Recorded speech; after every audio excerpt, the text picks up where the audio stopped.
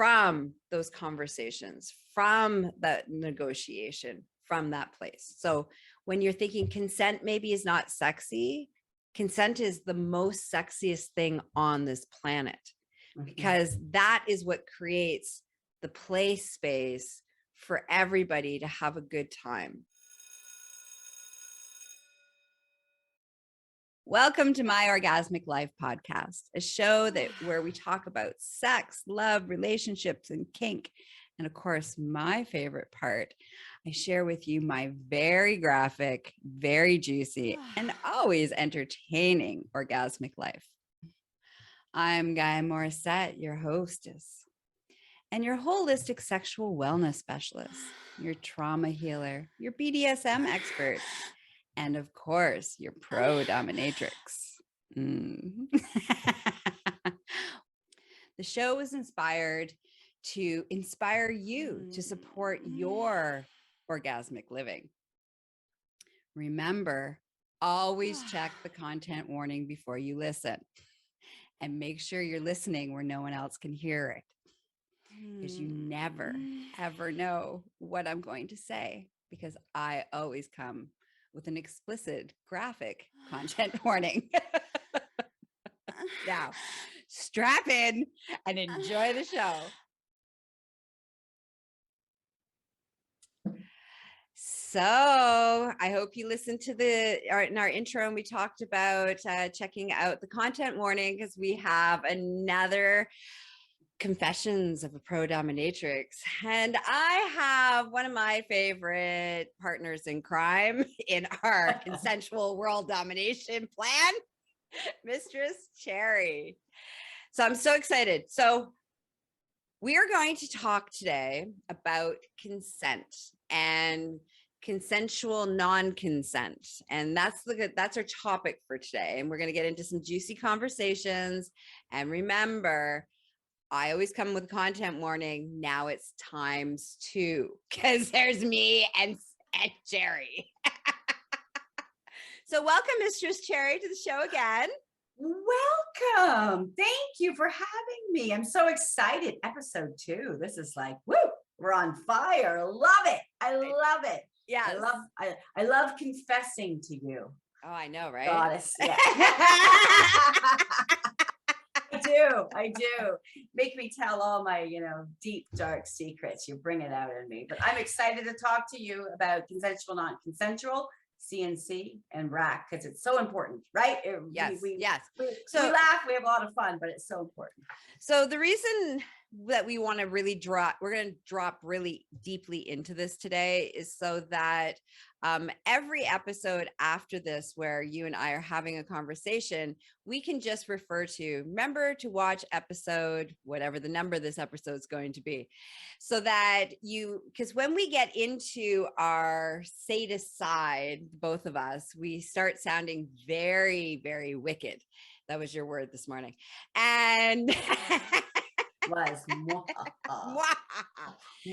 but it's really important to understand that anything that we do with our clients, with our submissives, is coming from a place of consent. We've had conversations, and I want to talk about my process, and then I want you to talk about your process of how is it that you set up consent so that when you're in a scene, you can do consensual non-consent.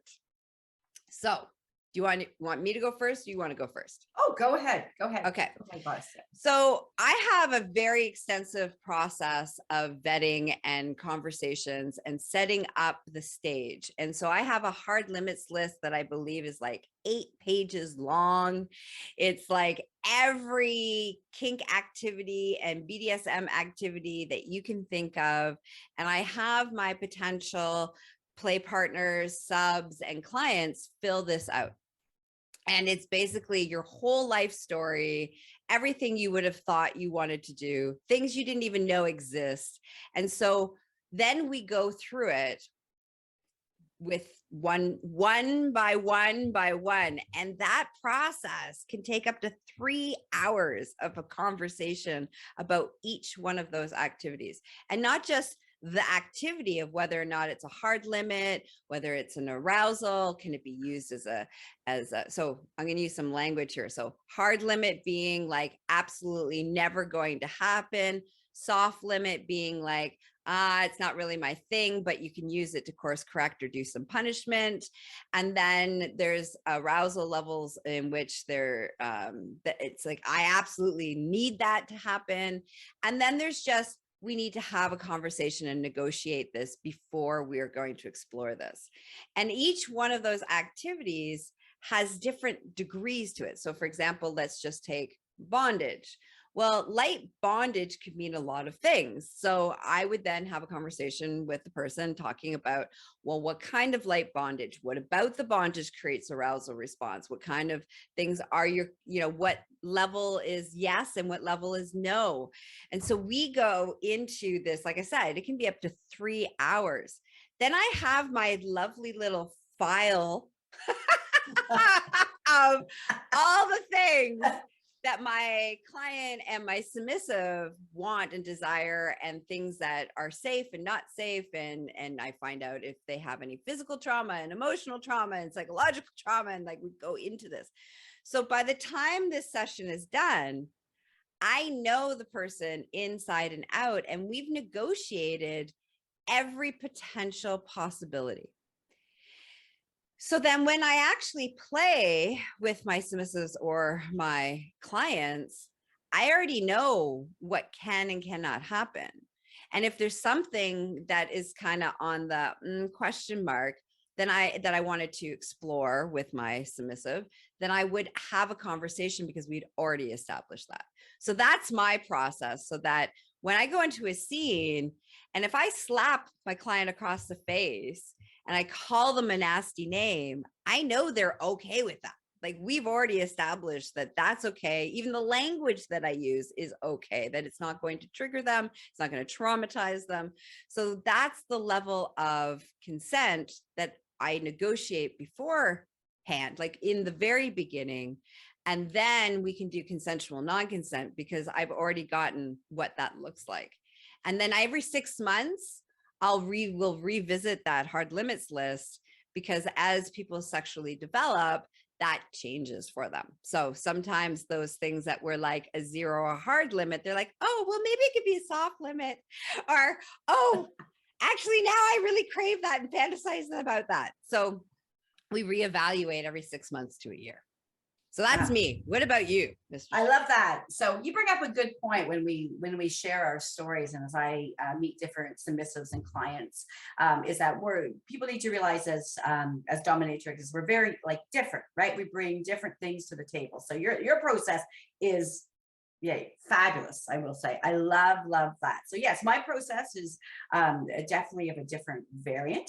So what I do is a consensual, non-consensual, and I also make sure they're aware when we're talking, risk awareness, consensual kink, but I'm getting ahead of myself. So is what I do is they send me a text or an email, they see my site or whatever, and they reach out to me, and then I just make sure that they have reviewed my site. So it's very clear of my own hard limits as well. And so then we set up, if I feel we are a match and they're not just asking for something above and beyond, like they realize that I'm not a full service dom, that I stay dressed at all times, same page. And then we set up a half-hour phone conversation, and then I record everything on my handy dandy iPad over here, and we have the conversation, just like a Mistress said about your hard limits and your soft limits. And I call them the goes, like the things that they definitely want: over the knee spanking. And the reason I just brought up risk awareness, consensual kink, is that they say no marks. For example, there's a chance if you're doing spanking with a paddle or your hand, they've agreed to that, you might have that chance, not lasting usually. But that's what we do. We have that half-hour conversation on the phone, and any questions, and I write down any of their things that they just don't want, and there again I really reconfirm what I am not going to do, so that you don't have any of those awkward moments. And then on their first session, it's always going to be a minimum of a 2-hour time with me. And what we do for that first half hour is that we sit and have the same conversation face to face. right? Yeah. Do I do video chat sometimes? Yes, but we really have that before anything happens, not sitting on the floor, not naked, not, not at a level, just as you and I are talking to right now. So chair to chair in my dungeon, because my space can be overwhelming because there's equipment and toys, and especially for the new person, right? The newbie that has never done this on a professional basis, or with someone that has all of the tools and things, the wickedness we talked about, right? And then we sit and talk, and I have this whole process. You come in, stay dressed, and I let them take in the dungeon, right? I'm not in it today, but next time they let them take it in. They want to walk around, look at the equipment, and then they sit down face to face. Give them some water. Calm. They're usually nervous, right? Usually yes, very, very nervous. Right, very nervous. So this is for a brand new person I'm talking to, right? So and of course I've done, we have exchanged emails and numbers, and we've connected and reconfirmed. So then we talk, and we really go over the hard limits and the soft limits, and make sure before we go forward. And you're right, it's some of those things that, I want lighter rope today. I don't want inescapable bondage today, for example, or I don't want that big strap on. So then they'll go into my file, and then we review at the end as well. So it's a talk before and a talk after. And that process happens, even the talk before and after, even with clients I've been seeing for years. So just, I guess what you said, the every 6 months. So yes, I do that, but we also can reassess. If I haven't seen someone, say, for a couple months, we'll have another phone conversation and just kind of repeat, dominate, repeat. So it's collect really data, repeat, dominate, collect data. right. And that's just, and you have to people don't realize that there is a lot of recording, because you have to. How can we possibly remember? Okay, no marks for this person, definite trophy, I call them trophy marks for that person. Oh my, you have to keep track. Yes, right? You do. Right. You really do. So yes. So I hope that was clear. And that was beautiful. And that's I love, this is the whole point of, Confessions from a Pro-Dominatrix, is that I want everybody to see that each of us is different, how each one of us dominate, what excites us, our process is different. And so you really want, for the listeners right now, that you really want to do your research and your due diligence to find the right dom that fits for you in your style. And it's really important piece around, I just want to take a moment, I'm going to go off sidetrack for a second, is that just because you're turned on and you've been fantasizing and probably whacking off, thinking about this fantasy of being dominated and tied up and trampled and kicked and CBT and all the things, that doesn't mean that you just let anybody do that to you. And that it's really important that, just something that you were saying, that when you were first talking with somebody, that they're not on the floor, meaning they're not in the submissive space. They're showing up as your equal, so that you can have this true negotiation, this true conversation, which is the only way you can give consent. You cannot give true consent if you are in your submissive space. If you're in that submissive space, you're going to say yes, yes, yes, because you're super fucking horny and you want to please the dominant. So anything the dominant says, you're going to be like, yes, absolutely, yes. But the problem is that then that means that you are not actually capable of giving consent at all, because you're in an aroused state. It's being in an aroused state turns your brain off, basically makes you stupid. Just like being drunk makes you stupid. Being high makes you stupid. You cannot give consent from those places. So I think it's really important that when you, as the audience who may be looking to hire a dominatrix or a dom, or even in lifestyle, that you make sure that when you're having the conversation, whether it's negotiation before a scene, which is the scene being the what ends up happening, the activity, or setting the stage for future scenes where consensual non-consent can happen, meaning the person doesn't have to continually check in with you about activities because you've already given a blanket what that consent can look like. You must be able to give that, which means not horny, not stoned, and not drunk. Right. You bring up two great points with all that wickedness you just said. Is don't get me wrong, viewers, if someone wants to start a session, right away, we still have that conversation outside the dungeon. Then they can, get down to their panties or nakedness and be below my feet if I'm sitting on my goddess chair, and be collar and cuff. But it can be that transition. People I've been seeing forever, they might want to start right away, but you really have to have that touch base where they are. And the second great point you brought in, and is that and you probably get asked this, I do get asked a lot, do I party and play? And what that means, what you just said, can I come high? Can we have wine together? No, you're not. It's like you said, you're stupid. You're stupid, right? Yes. Right. You don't want me on a couple of glasses of wine tying you up. Woo! I would never, ever do that. Even when I go out to events, as you know, I like going to events. Yeah, social, but you're very of sound mind. And people that ask to come high, and people say, well, Mistress, it's legal. Oh, okay, great.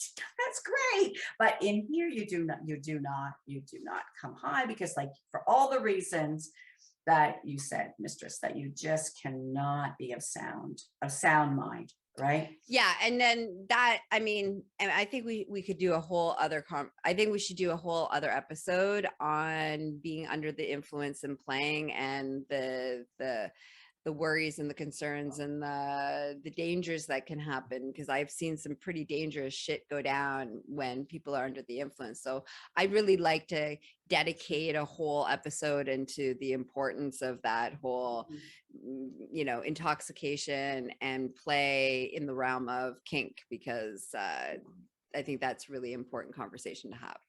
I agree. So let's talk about rack. Let's talk about rack. Okay, let's talk about it.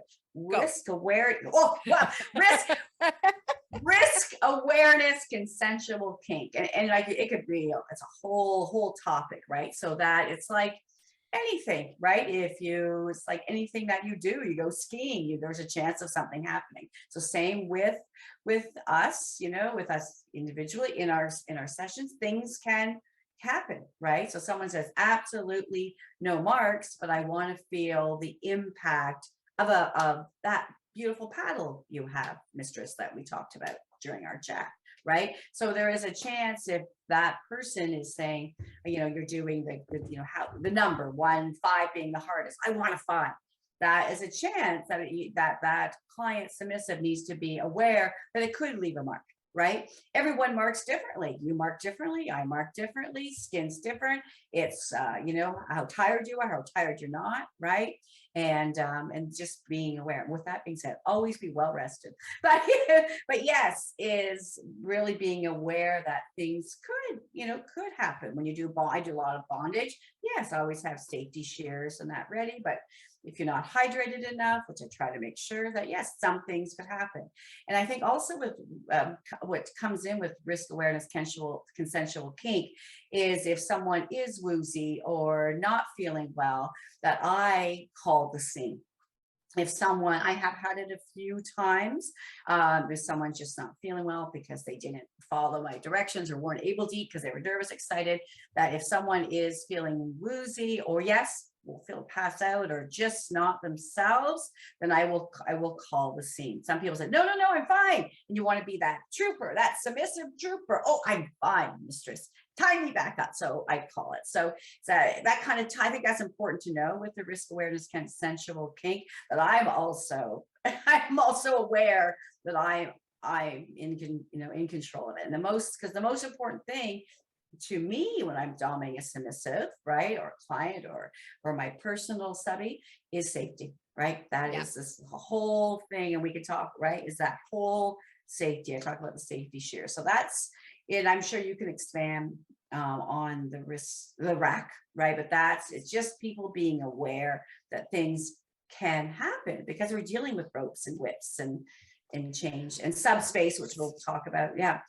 And then the other part of that too is that different kink activities have a different levels of risk. So, you have more edgy play like breath play, or certain kinds of if you're doing needle play or blood play or knife play or fear play, or, you're doing a scenario of like, kidnapping somebody and throwing them into the trunk of your car. Like there is high levels of risk, and you want to be aware of what the risks are and make sure that you can consent in that fully, completely. So I think that's really another really important piece, is that, again, as the horny submissive who's super been whacking off and thinking about all the things that you found some porn and you're like, oh, I totally want to have that happen, that it's important, because I get a lot of requests for things that are actually not safe at all, and that I will not participate in, because there is no way of having that act so that it is safe. And that I'm not going to end up in the hospital, or somebody potentially ending up injured in a long-term situation, or potentially dead, or an infection, or that I have to fill out a lot of paperwork. So there's certain activities that are high risk that I won't participate in. And it's really important that this is another piece when you're looking for a dom. Are they aware of that? So you may be horny and excited and you watched it in porn. And also, really, it's important when you're watching porn is not real. So if there's certain things that you're like, oh, that looks, I love your cat right now in the cross. That's awesome. He's like, world domination. I'm getting to the top. I know. I knew he was going to do that today. He's doing that. Did you love that? Did you love that, viewers? Woo, da, da, da. Yeah. So for everybody who's listening, Mistress Cherry has her Sane cross behind her, and her cat climbed to the very top of it. Might want to rewind. See that? Rewind. Yeah. So what was I saying now? Oh, yes. So it's really important that whoever you're hiring or spending time with, that they are willing to sit you down and say, okay, are you aware of the risk in this? Here are the things that could potentially happen, even with practicing it safely. Like you talked about, Marks is one of them, right? Doing mummification. Here's another great one. Doing mummification. It can put your body into shock, and who knows after you come out of it how your body's going to respond, right? Like, are you aware? Is the person aware? Do they have the things that they need to have to bring you back? And do you got all the stuff that you need to have? And so that is the important part of this, rack, right? Is the risk awareness piece. Everything has a risk that we do. There's nothing without risk. You just need to know what it is so that you can give consent. So that means you need to be not horny and you need to be sober so that you can actually give consent and not in a submissive space. So you just say yes. Right. The last thing I want to share around that is that I also, in the kink world, you'll also hear safe, sane, and consensual is also another version of the rack, right? Risk awareness. Yes. Consensual kink. So safe, sane, and consensual is that whole idea that you're safe, all the things that we just talked about, the risks, the safety, sane, meaning you're sober. You can make decisions, meaning that you're equals, you're not in subspace, you're not submissive, you're not in that headspace, so that you can actually say yes to give the consent. Right. Exactly. Do you want to add any pieces to that? Yeah, just a little bit for what you said before, like the scenarios you brought up, people watching porn. So if someone sends me porn, which I actually say, you know, if you send me porn, I really don't want to see it because then you just want me to do that porn. It's about us. So I've done kidnapping scenes and, you know, the consensual rape scene with strap on and so on, right? But yes, it's not going to be that porn because that porn really isn't real.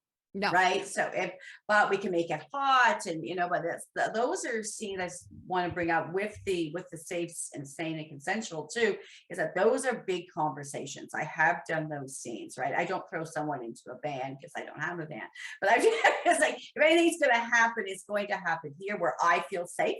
Yeah. Right. In my environment. Right. If we go outside of that, if we go out to an event or outdoor activity, then we've known each other for years. Like that's not something you can just do with someone you've just met. Right. So it's to make sure that we're both safe, sane, and consensual. And I also, you bring up another good point is that not everyone matches. Right. So if someone comes, I have said, I just don't feel that, you know, we are a match. I cannot fill your needs. So when you're looking for a dominatrix and they say that, don't feel offended. They just have your best interest.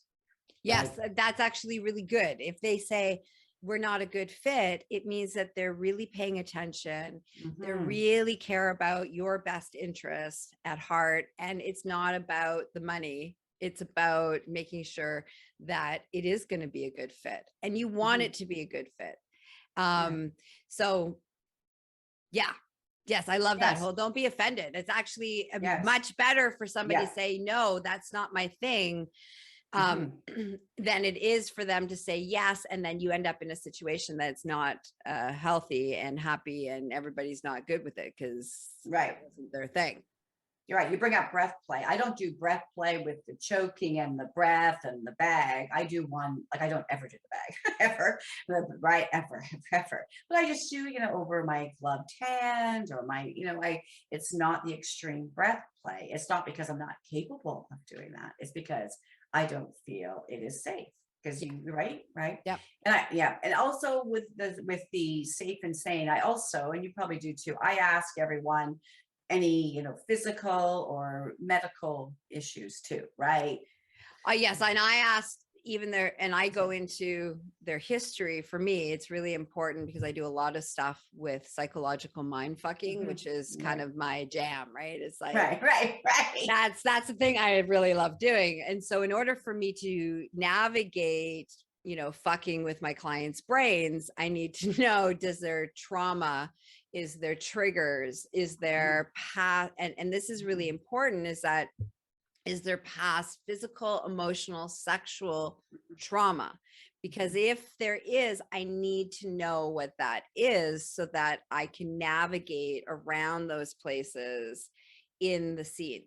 I need to know what it looks like if somebody gets triggered, because being triggered can look very similar. If you dissociate, can look very similar to going to subspace, which is going to be our next episode. We're going to talk about subspace.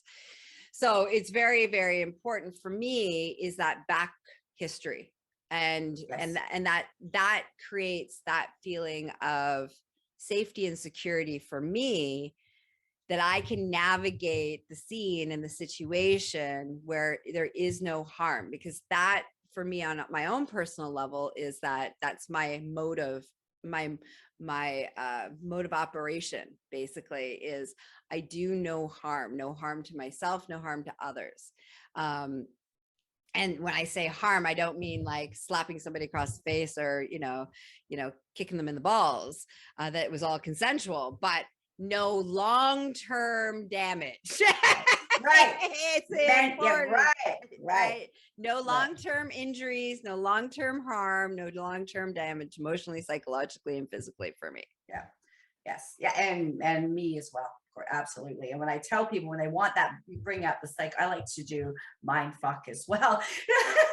So is when you get in, you know, I incorporate in part of my scene or session is I tell them, okay, because I'm all like in front of them, I'm all nice. And I'm, you know, I've told you this many times, Mistress, that I'm, you know, professional to a fault. Oh, good. And then when they come out of the washroom naked, okay, get on your fucking knees. Like, oh my God, who are you? Right?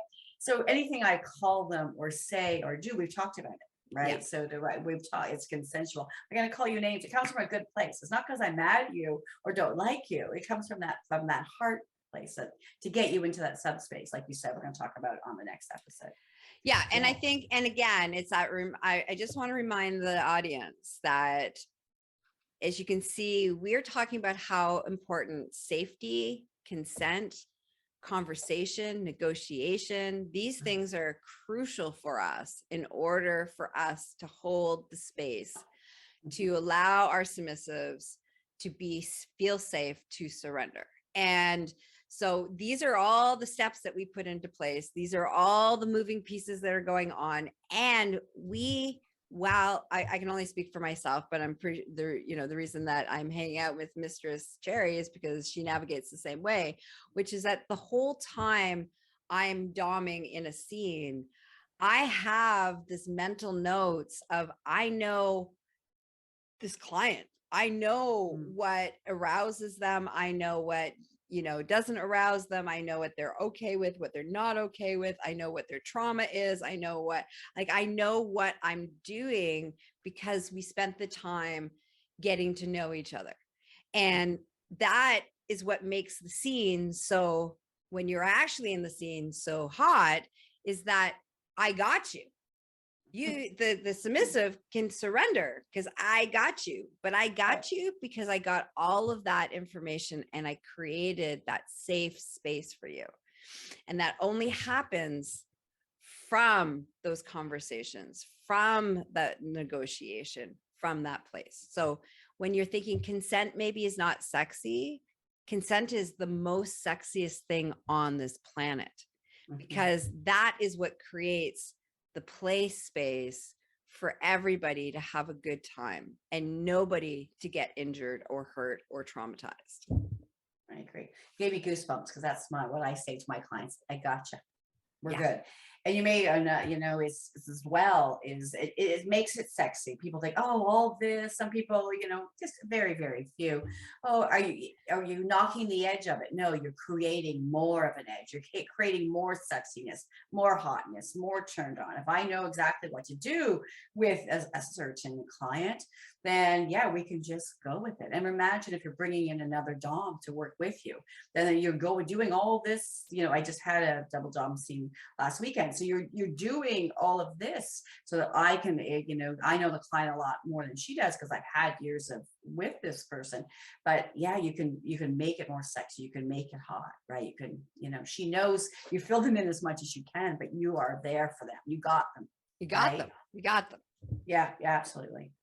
Wow. Okay, so I would like to do because of course we're going to do an extended version where we're going to, talk about, I think we should talk about our own personal experiences. Let's share our own personal stories around consent, consensual non-consent, whether that's in our own sex lives with our own submissives, whether it's us surrendering and being on the bottom of a scene.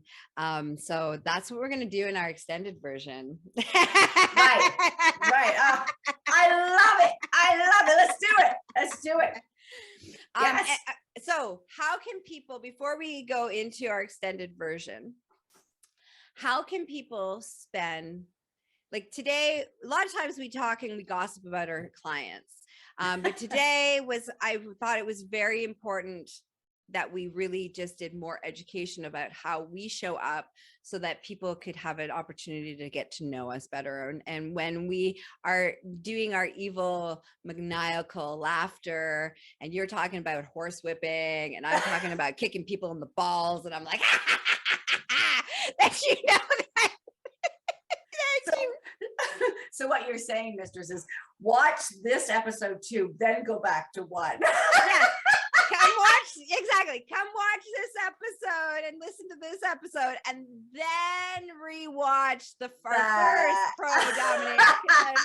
Pro-Dominatrix, and then you'll be like, oh, and you'll find the funny, you'll find the humor. You won't be so scared as she probably might have been, because you'll be like, scared. Oh, these women are so nice and they care so much about people that they do all this stuff to make sure everybody's safe. So it's all good. Right? Safe and happy and satisfied. Right. Safe, happy, and satisfied. And so yes. So how can people spend more time with you? And the links for Mistress Cherry's links and her social media and her website, all those things will be in the show notes. So it's easy for you to have access to. But if you don't happen to, you've been listening and you don't happen to have access to the show notes for whatever reason, how can they get a hold of you? What's the best way? Okay. The best way, you can look on my site. Everything's there, but I'll give you the lowdown, www.mistresscherry.net. You can send me an email, cherry@mistresscherry.net. On social, so on Instagram and Facebook, I'm Cherry Leather Chaps and Miss Cherry Leather Chaps, which I'll put it in the show notes as well, because it's a long name for Fat Life, but you can find me there on Fat Life as well. So I hope that helps. Beautiful. For me, you can find me at empressgaia.com. That's, all the things that are kink related. That's where you want to start, and it'll take you to all the places and all the courses and the programs and the education and the how to work with me one-on-one and train with me and all the things. And then when I'm not in Empress, Mistress, Gaia headspace, you can find me at GaiaMorrissette.com, which is the hub for healing and education and sexual wellness and all the other things and all the many other outfits that I wear out in the world. So I'm excited to see you and help to support you being the best version of yourself. And make sure you join Patreon so that you can get the extended version. Wow. We're gonna get all like really kinky and naughty and dirty. So if you want that, join Patreon, which is also in the show notes. Bye. All right. Bye-bye.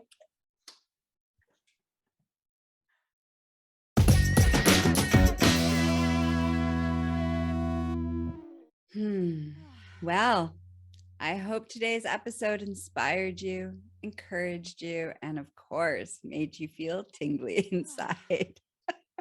I just want to take a moment to tell you how much I appreciate the time that you spend and how I really deeply appreciate you listening. I do it for you guys, the audience, and I love and adore you guys. So, quick loving reminder, I am not available for naked pictures, getting married, having sex, or having anybody's babies. And when you want to spend more time with me in a professional capacity as your coach, your teacher, your educator, your facilitator, you can reach me at GaiaMorrissette.com. That's the gateway to all things Gaia. Now, if you're like, oh, I really wonder what's in the extended version. Well, find out at Patreon. Come join my Patreon for not only the extended version of this episode, but also bonus content, behind the scenes, all sorts of juicy stuff. I also lovingly invite you to follow me on Instagram, which the handle is My Orgasmic Life Podcast, where you can leave feedback and comments. Also come join me on Facebook at My Orgasmic Life Podcast Facebook group. And I really want to hear from you. I want to know how this show affected you. What did you learn? Was it inspirational? Did you agree? Did you disagree? I want to know, because I'm a little bit of a voyeur. So I want to know how am I affecting you? So please come leave some comments. Now, if you're like, but I don't want everybody to know what I'm thinking, which is okay. Sometimes we need privacy and we need to be anonymous. So you would like that option? We have that. You can email my slutty assistant, Layla, at GaiaMorrissette.com. Okay, listeners, until next time, may your life be filled with sexy exploration and orgasmic pleasure. Mwah. Bye-bye.